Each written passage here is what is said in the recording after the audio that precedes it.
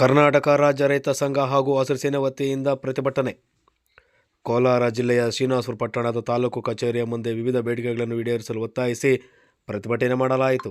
ಕರ್ನಾಟಕದ ರಾಜ್ಯ ರೈತ ಸಂಘ ಹಾಗೂ ಹಸಿರು ಸೇನೆ ವತಿಯಿಂದ ಕೆ. ನಾರಾಯಣಗೌಡ ನೇತೃತ್ವದಲ್ಲಿ ತಾಲೂಕು ಆಡಳಿತ ವಿರುದ್ಧ ಧಿಕ್ಕಾರ ಕೂಗಿ ಆಕ್ರೋಶ ಹೊರಹಾಕಿ ಪಟ್ಟಣದ ಎಂಜಿ ರಸ್ತೆಯಲ್ಲಿ ನಡೆಯುತ್ತಿರುವ ಅವರೆಕಾಯಿ ವ್ಯಾಪಾರ ವಹಿವಾಟು ಕೂಡಲೇ ಸ್ಥಳಾಂತರ ಮಾಡಬೇಕು, ಕೂಡಲೇ ಡಿಸಿಸಿ ಬ್ಯಾಂಕ್ ಚುನಾವಣೆ ನಡೆಸಬೇಕು ಹಾಗೂ ಕೆಸಿ ವ್ಯಾಲಿ ನೀರಿನ 3ನೇ ಹಂತದ ಶುದ್ಧೀಕರಣ ಮಾಡಬೇಕು. ಅರಣ್ಯ ಒತ್ತುವರಿ ತೆರವಿನಲ್ಲಿ ಜಮೀನು ಕಳೆದುಕೊಂಡ ರೈತರಿಗೆ ಗೋಮಾಳ ಜಮೀನುಗಳಲ್ಲಿ 2 ಎಕರೆ ಮಂಜೂರು ಮಾಡಬೇಕು ಎಂದು ಒತ್ತಾಯಿಸಿ ಪ್ರತಿಭಟನೆ ಹಮ್ಮಿಕೊಳ್ಳಲಾಗಿದ್ದು, ತಾಲೂಕಿನ ದಂಡಾಧಿಕಾರಿಗಳಿಗೆ ಮನವಿ ಪತ್ರವನ್ನು ಸಲ್ಲಿಸಿದರು. ಇದೇ ಸಂದರ್ಭದಲ್ಲಿ ಮಾತನಾಡಿದ ರೈತ ಮುಖಂಡ ನಾರಾಯಣಗೌಡ, ಅವರೆಕಾಯಿ ವ್ಯಾಪಾರ ವಹಿವಾಟಿನಿಂದ ರೈತರಿಗೆ ಹಾಗೂ ಸಾರ್ವಜನಿಕರಿಗೆ ತುಂಬ ತೊಂದರೆಯಾಗುತ್ತಿದ್ದು, ಕೂಡಲೇ ಸ್ಥಳಾಂತರ ಮಾಡುವಂತೆ ಹಲವು ಬಾರಿ ಅಧಿಕಾರಿಗಳಿಗೆ ಮನವಿ ಮಾಡಿದರೂ ಯಾವುದೇ ರೀತಿಯ ಸ್ಪಂದಿಸುತ್ತಿಲ್ಲ. ಕೂಡಲೇ ಅದನ್ನು ತೆರವುಗೊಳಿಸಬೇಕು. ಕೆಸಿ ವ್ಯಾಲಿ ನೀರನ್ನು 3ನೇ ಹಂತದ ಶುದ್ಧೀಕರಣ ಮಾಡಬೇಕು. ಅರಣ್ಯ ಒತ್ತುವರಿ ಹೆಸರಿನಲ್ಲಿ ಜಮೀನು ಕಳೆದುಕೊಂಡವರಿಗೆ ರೈತರಿಗೆ ಗೋಮಾಳ ಜಮೀನುಗಳಲ್ಲಿ ಜಮೀನು ಮಂಜೂರು ಮಾಡಬೇಕು. ಪ್ರತಿ ಗ್ರಾಮಗಳಲ್ಲಿಯೂ ಸಹ ಜಾನುವಾರುಗಳಿಗೆ ತಕ್ಕಂತೆ ಗೋಮಾಳ ಜಮೀನನ್ನು ಸಹ ನಿಗದಿಕೊಡಬೇಕೆಂದು ಒತ್ತಾಯ ಮಾಡಿದರು. ಜಿಲ್ಲೆಗೆ ಹರಿಯುತ್ತಿರುವ ಕೆಸಿ ವ್ಯಾಲಿ ನೀರನ್ನು 3ನೇ ಹಂತದ ಶುದ್ಧೀಕರಣ ಮಾಡುವ ಮುಖಾಂತರ ಜಿಲ್ಲೆಗೆ ರೈತರ ಹಿತ ಕಾಯಬೇಕು. ಜೊತೆಗೆ ಹರಿಯುತ್ತಿರುವ ನೀರಿನ ಪಕ್ಕದಲ್ಲಿರುವ ಬೆಳೆಗಳಿಗೆ ಬಾಧಿಸುತ್ತಿರುವ ಸೊಳ್ಳೆ ಮತ್ತಿತರ ರೋಗ ನಿಯಂತ್ರಣಕ್ಕೆ ಇಲಾಖೆಯಿಂದ ಉಚಿತ ಔಷಧಿ ನೀಡಬೇಕು ಮತ್ತು ಮಾವು ಬೆಳೆ ಮಾರುಕಟ್ಟೆಗೆ ಮೂಲಭೂತ ಸೌಕರ್ಯಗಳನ್ನು ಒದಗಿಸಿ ಅವರೆಕಾಯಿ ವಹಿವಾಟು ನಡೆಸಲು ಸೂಕ್ತವಾದ ಶಾಶ್ವತ ಜಾಗವನ್ನು ಗುರುತಿಸಬೇಕು. ಪಿ ನಂಬರ್ ಹಾಗೂ ಸರ್ಕಾರಿ ಆಸ್ತಿಗಳನ್ನು ಉಳಿಸಲು ವಿಶೇಷ ನ್ಯಾಯಾಲಯ ಸ್ಥಾಪನೆ ಮಾಡಬೇಕು. ರಾಜಕೀಯ ಗುಂಪುಗಾರಿಕೆಯಿಂದ ಅವನತಿಯತ್ತ ಮುಖ ಮಾಡುತ್ತಿರುವ ಲಕ್ಷಾಂತರ ಗ್ರಾಮೀಣ ಪ್ರದೇಶದಲ್ಲಿ ರೈತ ಕೂಲಿ ಕಾರ್ಮಿಕರ ಮಹಿಳೆಯರ ಜೀವನಡಿಯಾಗಿರುವ ಡಿಸಿಸಿ ಬ್ಯಾಂಕ್ ಹಾಗೂ ಹಾಲು ಒಕ್ಕೂಟ ಚುನಾವಣೆ ನಡೆಸಬೇಕು.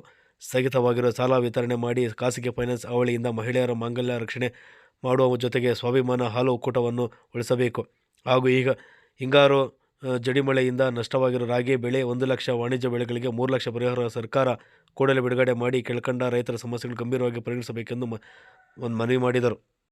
ಕಂದಾಯ, ಸರ್ವೆ ಅಧಿಕಾರಿಗಳ ಬೇಜವಾಬ್ದಾರಿಯಿಂದ 1000 ಎಕರೆ ಅರಣ್ಯ ಭೂಮಿ ಕಳೆದುಕೊಂಡಿರುವ ಬರ ರೈತರಿಗೆ ಪರ್ಯಾಯ ಗೋಮಾಳ ಜಮೀನು ಮಂಜೂರು ಮಾಡಬೇಕು. ನಕಲಿ ದಾಖಲೆ ಸೃಷ್ಟಿ ಇರುವ ಅಧಿಕಾರಿಗಳ ವಿರುದ್ಧ ಕಾನೂನು ಕ್ರಮಗೊಳ್ಳಬೇಕು. ಕೇಂದ್ರ ಮತ್ತು ರಾಜ್ಯ ಸರ್ಕಾರ ರೈತ ವಿರೋಧ ಕಾಯ್ದೆಗಳನ್ನು ವಾಪಸ್ ಪಡೆಯಬೇಕು. ಬಲಾಢ್ಯರು ಒತ್ತುವರಿ ಮಾಡಿಕೊಂಡಿರುವ ಅರಣ್ಯ ಕೆರೆ ರಾಜಕಾಲುವೆಯ ಗುಂಡುತೋಪು ತೆರವುಗೊಳಿಸಬೇಕು. ಪಿ ನಂಬರ್ ದುರಸ್ತಿ ಮಾಡಲು ವಿಶೇಷ ತಂಡ ರಚನೆ ಮಾಡಬೇಕು. ಮಾವು ಸಂಸ್ಕರಣಾ ಘಟಕ ಸೂಕ್ತವಾದ ಮಾವು ಮಾರುಕಟ್ಟೆಗೆ ಅಭಿವೃದ್ಧಿ ಮಾಡಬೇಕು. ಕೆಸಿ ವ್ಯಾಲಿ 3ನೇ ಹಂತದ ಶುದ್ಧೀಕರಣ ಮಾಡಿ ಎಲ್ಲ ಕೆರೆಗಳಿಗೂ ಹರಿಸಬೇಕು. ಅವರೆಕಾಯಿ ವಹಿವಾಟು ಮಾಡಲು ಶಾಶ್ವತವಾದ ಜಾಗವನ್ನು ಗುರುತಿಸಬೇಕು. ನಕಲಿ ಬಿತ್ತನೆ ಬೀಜ ಕೀಟನಾಶಕ ನಿಯಂತ್ರಣಕ್ಕೆ ವಿಶೇಷ ತಂಡ ರಚನೆ ಮಾಡಿ ಕಾನೂನು ಜಾರಿ ಮಾಡಬೇಕು. ವಿಮಾ ಕಂಪನಿಗಳ ನಿಯಂತ್ರಣಕ್ಕೆ ಕಾನೂನು ಜಾರಿ ಮಾಡಿ ಬೆಳೆ ನಷ್ಟವಾದ ನೇರವಾಗಿ ರೈತರ ಬಾಗಿಲಿಗೆ ವಿಮಾ ಕಂಪನಿ ಪ್ರತಿನಿಧಿಗಳು ಸಂಪರ್ಕ ಮಾಡುವ ಆದೇಶ ಮಾಡಬೇಕು. ಡಿಸಿಸಿ ಬ್ಯಾಂಕ್ ಚುನಾವಣೆ ನಡೆಸಿ ಸ್ಥಗಿತವಾಗಿರುವ ಸಾಲ ವಿತರಣೆ ಮಾಡಿ ಖಾಸಗಿ ಫೈನಾನ್ಸ್ಗಳಿಂದ ಗ್ರಾಮೀಣ ಪ್ರದೇಶದ ರೈತ ಕೂಲಿ ಕಾರ್ಮಿಕರನ್ನು ರಕ್ಷಣೆ ಮಾಡಬೇಕು. ಬೆಳೆ ಪರಿಹಾರ ಮೊತ್ತವನ್ನು ಹೆಚ್ಚಳ ಮಾಡಬೇಕು. ಬಿತ್ತನೆ ಬೀಜ, ಕೀಟನಾಶಕ, ರಸಗೊಬ್ಬರ ಗುಣಮಟ್ಟ ಪರಿಶೀಲನೆ ಪ್ರಯೋಗವನ್ನು ತಾಲೂಕಿಗೆ ಒಂದು ಸ್ಥಾಪನೆ ಮಾಡಬೇಕು.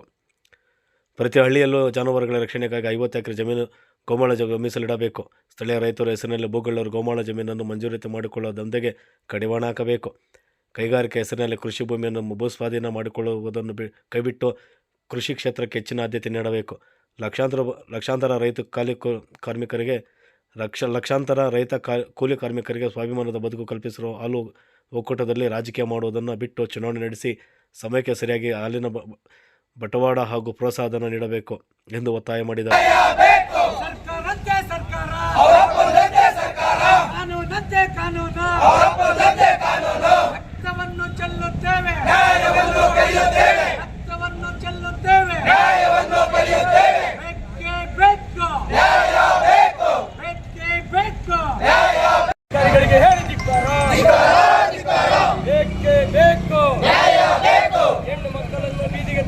ರಾಜ್ಯ ಸರ್ಕಾರಕ್ಕೆ ಹೇಳಿ ಧಿಕ್ಕಾರ.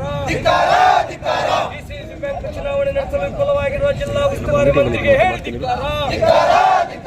ಬೇಕೇ ಬೇಕು ಸರ್ಕಾರಂತೆ ಸರ್ಕಾರ, ಕಾನೂನಂತೆ ಕಾನೂನು. ಡಿಸಿ ಮುಖಾಂತರ ರಾಜ್ಯ ಸರ್ಕಾರಕ್ಕೆ ಕಳಿಸಿ ಆದಷ್ಟು ಬೇಗ ರಾಜ್ಯ ಸರ್ಕಾರ ಪ್ರತಿ ತಾಲೂಕಿಗೆ ಕನಿಷ್ಠ ಒಂದು 100 ಕೋಟಿ ಆದರೂ ಬಿಡುಗಡೆ ಮಾಡಲಿ ಅಂತೇಳಿ ನಮ್ಮ ಅದರ ಜೊತೆಗೆ ಮಾವು ಮಾರುಕಟ್ಟೆ, ಮಾವು ಸೀಸನ್ ಸ್ಟಾರ್ಟ್ ಆಗ್ತಾರೆ. ಸಾವಿರಾರು ಜನ ಕೂಲಿ ಕಾರ್ಮಿಕರು ಬರ್ತಾರೆ, ರೈತರು ಬರ್ತಾರೆ. ಅದು ನೈರು ಆಕ್ಷನ್ ಹಾಕೋದು, ಅದು ಅದನ್ನು ಬೇರೆ ಪರ್ಯಾಯ ಏನೇನು ಇದೆಯಾ, ಮೂಲಭೂತ ಸೌಕರ್ಯಗಳ ಜೊತೆಗೆ ಬೇರೆ ಪರ್ಯಾಯ ಏನು ಒದಗಿಸ್ಬೋದು. ಯಾಕಂದರೆ ನಿಮ್ಮ ಕ್ಲೀನಿಂಗಿಗೆ ಒಂದು ಬೆಲೆ ಕೆಲಸ ಕೊಟ್ಟರೆ ಅದು ಸರ್ಕಾರದ ಮಟ್ಟದಲ್ಲಿ ಇಲ್ಲ ಜಿಲ್ಲಾಧಿಕಾರಿಗಳ ಮಟ್ಟದಲ್ಲಿ ಚರ್ಚೆಯಾಗಿ ಒಂದು ಸಮಸ್ಯೆ ಬಗ್ಗೆ. ಇನ್ನೊಂದು ಇವತ್ತು ರೈತರ ಅತಿ ಹೆಚ್ಚಿನ ಸಮಸ್ಯೆ ಅಂತಂದರೆ ಪಿ ನಂಬರ್. ಆ ಪಿ ನಂಬರ್ ದುರಸ್ತಿಯಿಂದ ನೀವು ಬಂದಂತ ಮಾಡ್ತಾ ಇದ್ದೀರಾ ಇದೆಲ್ಲ ಕೆಲವು ಪಿ ನಂಬರ್ ದುರಸ್ತಿ ಆಗ್ತಾಯಿದೆ. ಕಡತ ಕೊಡ್ತಾರೆ, ಕಡತ ಇಲ್ಲಾಂದರೆ ಇಲ್ಲಿ ದಾಖಲೆ ವಿಭಾಗದಲ್ಲಿ ಕಡತನ ಬಂದೆ ಅದು ಸಿಗ್ತಾಯಿದೆ. ಅದು ಸಮಸ್ಯೆ, ಅದನ್ನು ಸರಿಪಡಿಸಿ. ಮತ್ತು ನಮ್ಮ ಏನು ಅರಣ್ಯ ಭೂಮಿ ಕಳ್ಕೊಂಡಿದ್ದಾರೆ 2008 ಅವ್ರಿಗೆ ಪರ್ಯಾಯವಾಗಿ ಎಲ್ಲನ ಗೋಮಾಳ ಗುರುತಿಸಿ ಆ ಅರ್ಹ ರೈತರಿಗೆ ಕನಿಷ್ಠ ಒಂದು 2 ಎಕರೆಯನ್ನು ಮಂಜೂರು ಮಾಡಬೇಕಂತ ವಿವಿಧ ಬೇಡಿಕೆ ಶಾಂತಿಯುತವಾಗಿ ಹೇಳಿದೆ. ನಾವು ನೋಟಿಸ್ ನಂಬರ್ 1 ಇಶ್ಯೂ ಆಗಿದೆ, ನೋಟಿಸ್ ನಂಬರ್ 2 ಇಶ್ಯೂ ಮಾಡ್ತಾ ಇದ್ದೀವಿ ಲೈಸೆನ್ಸು. ಅದು ನಾವು APMC ಆಡಳಿತಾಧಿಕಾರಿಯಾಗಿ ಮತ್ತು ನಮ್ಮ ಸೆಕ್ರೆಟರಿ ಜೊತೆ ಮೀಟಿಂಗ್ ಮಾಡಿದ್ದೀನಿ. ಇದ್ರ ಬಗ್ಗೆ ನೋಟಿಸ್ ನಂಬರ್ 2 ಇಶ್ಯೂ ಮಾಡ್ತಾ ಇದ್ದೀವಿ. ಅದಾದಮೇಲೆ ಅವರ ಲೈಸೆನ್ಸನ್ನು ಕ್ಯಾನ್ಸಲ್ ಮಾಡೋದಕ್ಕೆ ಅದು ಆಡಳಿತಾಧಿಕಾರಿ APMC ಆಡಳಿತಾಧಿಕಾರಿಯಾಗಿ ನಮ್ಮ ಇದರಲ್ಲಿ. ಅದನ್ನು ಬಿಟ್ಟರೆ ನೀವು ತಾಲೂಕಿಗೆ ತಾಲೂಕು ಕಚೇರಿಗೆ ಮನವಿ ಕೊಡ್ತಾ ಇದ್ದೀರಾ. ಸಂಬಂಧಪಟ್ಟ ಎಲ್ಲ ಅಧಿಕಾರಿಗಳು ಮತ್ತು ಮೇಲಿನ ಅಧಿಕಾರಿಗಳು ಮತ್ತು ಜಿಲ್ಲಾಧಿಕಾರಿಗಳು ಮತ್ತು ಸರ್ಕಾರಕ್ಕೆ ತಲುಪಿಸಬೇಕು ಮತ್ತು ಎಲ್ಲೆಲ್ಲೇನೇ ಯಾವ್ಯಾವ ಅಧಿಕಾರಿಗಳಿಗೆ ತಲುಪಿಸಬೇಕು ಅದನ್ನೆಲ್ಲ ನಾನು ಇದು ಮಾಡ್ತೇನೆ, ತಲುಪಿಸ್ತೇನೆ. ಲೈಸೆನ್ಸು ನಾವು ಎಷ್ಟೇ ಜನ ವರ್ತಕರು ಬಂದರೂ ಅಲ್ಲಿ ಜಾಗ ಮಾಡ್ಕೊಡೋದಕ್ಕೆ ಭದ್ರಾಗಿರ್ತೀವಿ. ಯಾರು ಲೈಸೆನ್ಸ್ ಸಿಗುತ್ತೆ ಅವ್ರಿಗೆಲ್ಲರೂ. ಇದಕ್ಕಿಂತ ಇನ್ನೇನು ನನ್ನ ಪರಿಮಿತಿನಲ್ಲಿ ನಾನು ಎಲ್ಲ ವಿಷಯಗಳನ್ನು ಹೇಳಿದ್ದೀನಿ. ಇದನ್ನು ನಾನು ಇವತ್ತೆಲ್ಲ ಹೇಳ್ತಾ ಇರೋದು ಲಾಸ್ಟ್ 1 ಇಯರಿಂದ ಹೇಳ್ತಾರೆ. ಸಾಕಷ್ಟು ಪ್ರಯತ್ನ ಪಟ್ಟೆ ಲಾಸ್ಟ್ ಇಯರು. ಅವಾಗ ನಾನು ಪುರಸಭೆಗೂ ಆಡಳಿತಾಧಿಕಾರಿಯಾಗಿದ್ದೆ. ಇವಾಗ ನಾನು ಪುರಸಭೆ ನನ್ನ ಅರ್ಜಿನಲ್ಲಿಲ್ಲ. ಏನು ಪುರಸಭೆಯವ್ರಿಗೂ ನೀವು ಕೊಟ್ಟಿರೋ ಮನವಿ ಮಾಡಿ ಇಮಿಡಿಯೇಟ್ ಆ್ಯಕ್ಷನ್ಗೆ ನಾನು ಮನವಿ ಮಾಡ್ತೀನಿ. ನಮ್ಮ BAಗಳು ಮತ್ತು RIಗಳು ಅಲ್ಲಿ ಅಸೆಸ್ ಮಾಡಿ ಎಷ್ಟು ಗೋಮಾಳ ಇದೆ, ಹೆಚ್ಚುವರಿ ಇದ್ದರೆ ಮಾತ್ರ ಗ್ರ್ಯಾಂಟ್ ಮಾಡೋದು, ಇಲ್ಲಾಂದರೆ ಎಲ್ಲ ಹಾಗೆ ಉಳಿಸ್ಕೊಂಡು ಈವನ್ ಗೋಮಾಳ ಶಾರ್ಟೇಜ್ ಇರೋ ಕಡೆ ಬೇರೆ ಏನು ಬಂಜರು ಭೂಮಿಗಳಿದೆ, ಖರಾಬ್ ಇದೆ, ಅದನ್ನೆಲ್ಲ ಗೋಮಾಳಕ್ಕೆ ರಿಸರ್ವ್ ಮಾಡೋದ್ರ ಬಗ್ಗೆ ಅವರು ಆಲ್ರೆಡಿ ನಮಗೆ ರಿಪೋರ್ಟ್ ಹಾಕಿದ್ದಾರೆ. ಸಾಕಷ್ಟು ರಿಪೋರ್ಟನ್ನು ಆನ್ಲೈನಲ್ಲಿ ಫೀಡ್ ಮಾಡಿದ್ದಾರೆ. ಇನ್ನೆಲ್ಲ ಅಡ್ಡ ಇಟ್ಟರೆ ಹಿಂದೆ ಹೋಗ್ಬಿಟ್ರೆ ಎಲ್ಲ ಬಂದ್ಬಿಟ್ಟು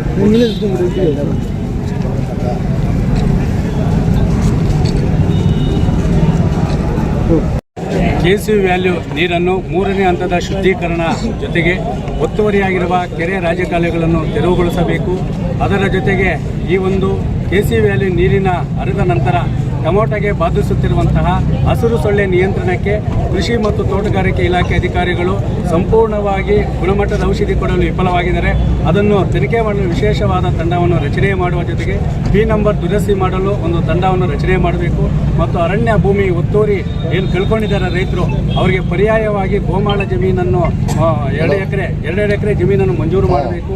ಮತ್ತು ಲಕ್ಷಾಂತರ ರೈತ ಕೂಲಿ ಕಾರ್ಮಿಕರು ಮಹಿಳೆಯರ ಸ್ವಾಭಿಮಾನದ ಬದುಕನ್ನು ಕೊಟ್ಟಿದ್ದ DCC ಬ್ಯಾಂಕು ಮತ್ತು ಹಾಲು ಒಕ್ಕೂಟಕ್ಕೆ ಚುನಾವಣೆ ನಡೆಸಿ ಆ ಸಹಕಾರ ಸಂಸ್ಥೆಗಳನ್ನು ಉಳಿಸಬೇಕು. ಮತ್ತು ಮತ್ತಿತರ ಎಲ್ಲ ಸಮಸ್ಯೆಗಳನ್ನು ಒಳಗೊಂಡಂತೆ ಮತ್ತು ಅದರಲ್ಲಿ ಪ್ರಮುಖವಾಗಿ ಅವರೇಕಾಯಿ ವಹಿವಾಟು.